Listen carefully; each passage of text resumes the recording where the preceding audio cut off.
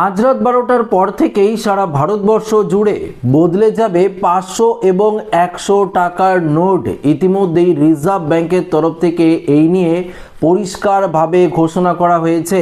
তাহলে এবার আপনাদের প্রশ্ন হতেই পারে যে পুরনো 500 টাকা এবং 100 টাকার নোট যেগুলো আপনার কাছে রয়েছে সেগুলো এবার আপনারা কি করবেন, সেগুলো কি ব্যাংকে জমা দিতে হবে?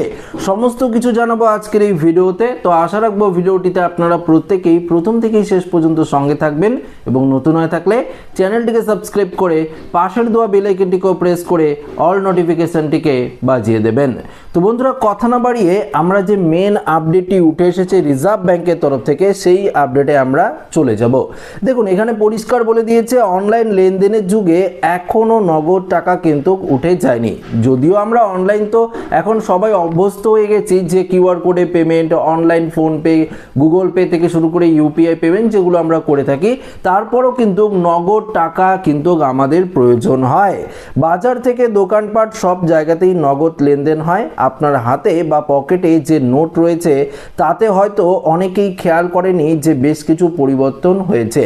100 টাকা এবং 500 টাকার নোট কিন্তু বদলে গিয়েছে। কি সেই পরিবর্তন? নোটবন্দি নয়, এখানে বলেছে বরং জাল নোট রুখতে এবং নোটের আয়ু যাতে বেশি হয় তার জন্যই 100 এবং 500 টাকার নোটের বেশ কিছু পরিবর্তন কিন্তু করা হয়েছে।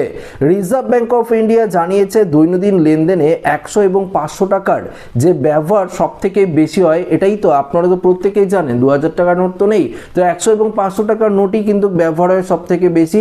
সবজি বাজার থেকে শুরু করে পেট্রোল পাম্প বা বাস, ট্রেন থেকে শুরু করে অটো টোটো সমস্ত জায়গায় আমরা এই নোটগুলো ব্যবহার করি। টানা ব্যবহারের ফলে নোটগুলো মলিন হয়ে যায়, অনেক সময় ছিঁড়ে যায় বা নষ্ট হয়ে যায়।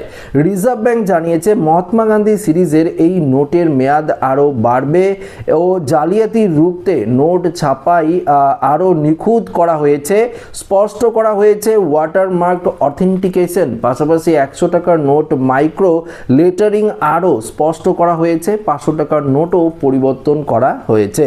নোটের রং আরও উজ্জ্বল করা হয়েছে, আরও স্পষ্ট মাইক্রো প্রিন্টিং কিন্তু করা হয়েছে। এবার যেটা আপনাদের প্রশ্ন যে পুরনো নোটগুলো তাহলে এবার কি হবে? আপনারা কি ব্যাংকে গিয়ে পরিবর্তন করবেন? দেখুন, এই বিষয়ে রিজার্ভ ব্যাংক জানিয়ে দিয়েছে পুরনো ও নতুন নোট দুটোই কিন্তু গ্রহণ করা হবে। এটিএমেও পুরনো ও নতুন দুই নোটই কিন্তু পাওয়া যাবে।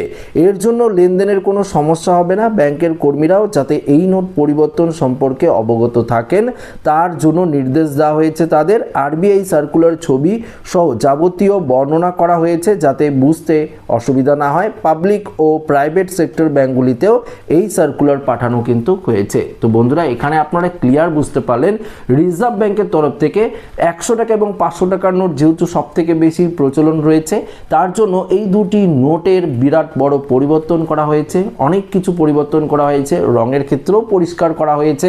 পাশাপাশি সেখানে আপনারা যে 100 এবং 500 টাকার নোট ব্যবহার করেন সেগুলো তো প্রচুর পরিমাণে জাল নোট ছড়িয়ে বেড়াচ্ছে বাজারে, তো সেগুলো যাতে আর কেউ জাল করতে না পারে তার জন্য এমন ব্যবস্থা নিয়েছে রিজার্ভ ব্যাংক।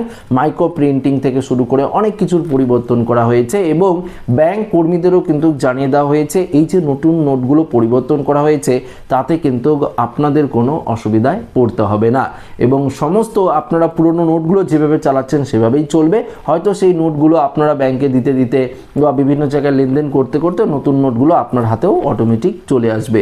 তো নোটবন্দি কিন্তু হচ্ছে না, নোটের কিন্তু পরিবর্তন করা হয়েছে, এমনটাই রিজার্ভ ব্যাংকের তরফ থেকে পরিষ্কারভাবে জানিয়ে দেওয়া হয়েছে। তো আমার উদ্দেশ্য ছিল এই আপডেটটি আপনাদের কাছে পৌঁছে দেওয়া। তো ভিডিওটি ভালো লাগলে লাইক করবেন, বন্ধুদের সাথে শেয়ার করবেন, নতুন হয়ে থাকলে চ্যানেলটিকে সাবস্ক্রাইব করে আমাদের সঙ্গে জুড়ে থাকবেন। ধন্যবাদ।